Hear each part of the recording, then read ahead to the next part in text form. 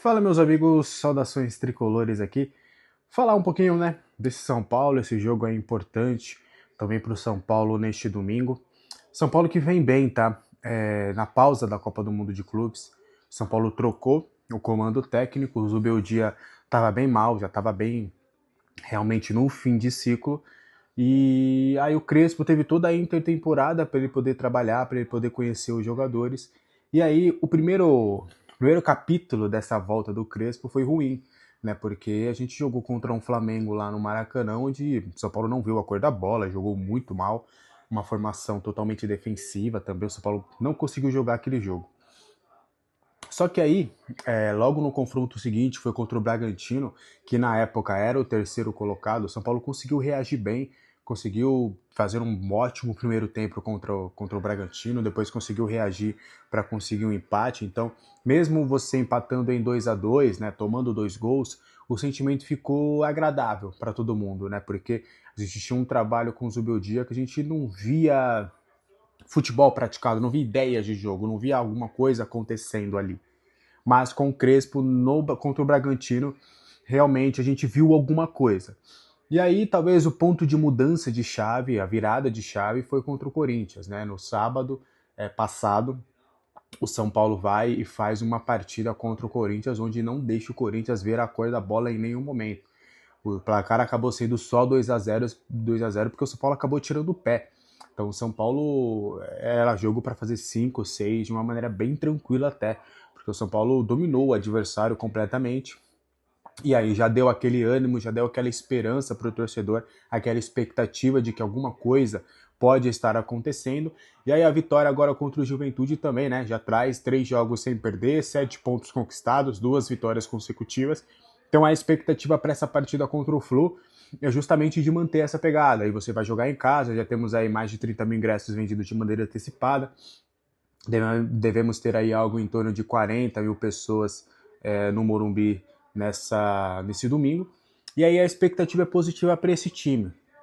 Um ponto talvez que tem sido conversado internamente é justamente o desgaste dos jogadores e a sequência de jogos. O São Paulo jogou na quinta-feira em Caxias e já pegou o voo fretado em seguida e treinou na sexta-feira e no sábado conseguiu ali fazer um único treino realmente e que foi um treino assim bem mequetrefe, para falar a verdade assim, não foi os titulares basicamente não treinaram. Então, por exemplo, a gente ainda não tem aqui, nós como setoristas, a gente não tem uma ideia clara de qual seria a escalação do São Paulo para esse jogo, porque ele não conseguiu treinar. Quem foi para campo foram mais os reservas, os titulares praticamente ficaram só fazendo trabalhos ali de recuperação.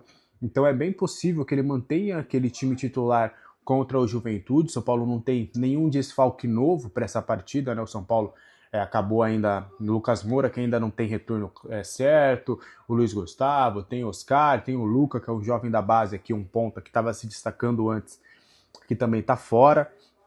Mas é um São Paulo que não tem novos desfalques, então deve manter a base daquele time. O time deve ir com o Rafael no gol. O Rafael tem sido talvez o jogador mais regular na temporada, tem feito várias defesas, tem jogado muita bola realmente, tem salvado o São Paulo em diversas oportunidades.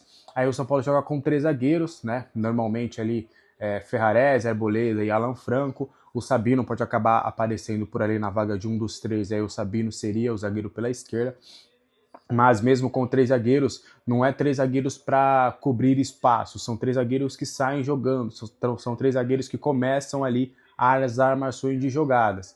Aí tem as alas do São Paulo, deve ser o Wendel na esquerda, e o ponto mais preocupante do São Paulo, que é o Cédric Soares. O Cédric Soares não vem fazendo boas partidas, o time tem esse calcanhar de Aquiles que é esse lado direito da sua defesa com o Cédric Soares. Defensivamente ele é até menos pior do que ofensivamente. Ofensivamente ele tem enfrentado diversos problemas, mas é um jogador ali que dentre nesses 3 jogos aí, se teve vários pontos positivos, ele nos 3 acabou sendo o ponto negativo. Então é um alerta ali, talvez por ali, talvez que o Fluminense também possa acabar tendo algumas oportunidades ali de surpreender no Morumbi. Aí você tem a dupla de volantes, Bobadilha e Marcos Antônio, que tem jogado demais, tanto que Alisson e Pablo Maia, que são os dois titulares absolutos e queridos pela torcida, ainda você tem um Luan, que também é outro jogador querido, os dois tomaram conta da posição. Os dois ali talvez seja o ponto forte desse time do São Paulo, é justamente esses dois volantes. Os dois volantes estão sendo potencializados, estão criando chances, estão sendo realmente ali os protagonistas desse time. Tanto na parte defensiva, de construção no ataque, os dois são fundamentais para o time acontecer. E aí lá na frente a tendência é da gente ter mais um volante, que é o Alisson, né? Já que não tem o Oscar, não tem Lucas, o Rodriguinho pode ser uma opção de segundo tempo, deve entrar no segundo tempo, mas ele ainda é muito novo, precisa um pouco mais de cancha, então ele deve apostar no Alisson por enquanto, que é um volante propriamente dito, então ainda tem as suas dificuldades de adaptação ali na posição. Lá na frente podemos ter a lei do ex, né? O Luciano, que tá jogando demais, tem sido o cara desse time, o craque desse time, todas as ações ofensivas passam por ele, tá vivendo uma fase iluminada, o Crespo também tem sido fundamental com o Luciano para dar essa segurança para ele tem sido um líder dentro do grupo, ele tem sido um capitão de fato para esse time e tem sido protagonista dentro do campo. Então o Luciano ali é o craque desse time hoje, tem jogado demais, acho que até o torcedor do Flu que pode estar olhando e falando, pô, o Luciano é o craque dos caras, pô, o Luciano tá jogando muita bola de verdade, tá jogando demais, não só fazendo gols, mas também ajudando bastante nas construções de jogada. E você ainda tem o André Silva lá na frente também, que é um centroavante mais móvel, né? Ele não é um Cano, um Everaldo, por exemplo, que é um jogador, é um 9-9 mesmo.